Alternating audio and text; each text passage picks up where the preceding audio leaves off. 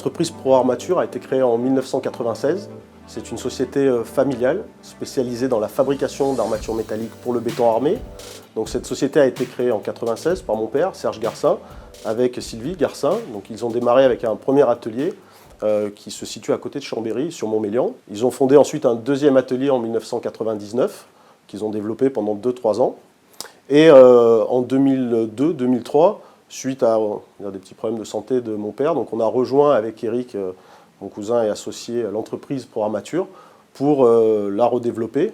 Et on a senti justement la possibilité d'amener beaucoup de nouvelles choses dans ce secteur d'activité, de créer des nouveaux services, des nouveaux produits, et puis du coup de pouvoir faire bouger les lignes, quoi, de faire vraiment une activité d'entrepreneur au sens large. L'armature métallique est souvent associée à la ferraille, parce que c'est ce que les gens voient. La réalité, c'est que c'est un métier industriel avec un véritable savoir-faire qui est très pointu, qui demande d'avoir des collaborateurs qui soient formés, qui soient expérimentés. La particularité de notre modèle économique, c'est d'être présent sur plusieurs régions avec de petits ateliers. Alors, petits ateliers d'une vingtaine de personnes qui font 3 millions d'euros de chiffre d'affaires quand même. Et donc des ateliers qui apportent le service d'une PME, qui ont une approche très proche du client. Alors, il faut savoir que le métier d'armature, c'est sensiblement 300 ateliers en France, pour on va dire 7000 salariés.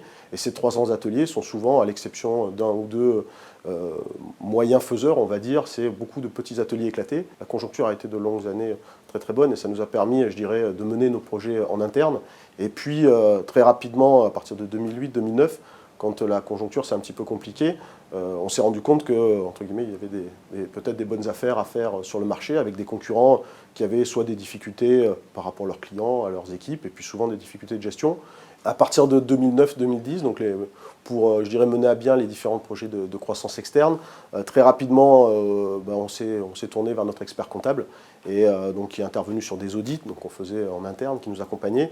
Et puis quand la problématique, je dirais, est devenue un peu plus large et qu'on a vraiment affiché cette volonté de se développer, on lui a demandé conseil, justement, de nous orienter sur des professionnels susceptibles, je dirais, de nous aguerrir sur cet exercice de reprise. Et donc très rapidement, donc, il nous a mis en relation avec le cabinet MCG.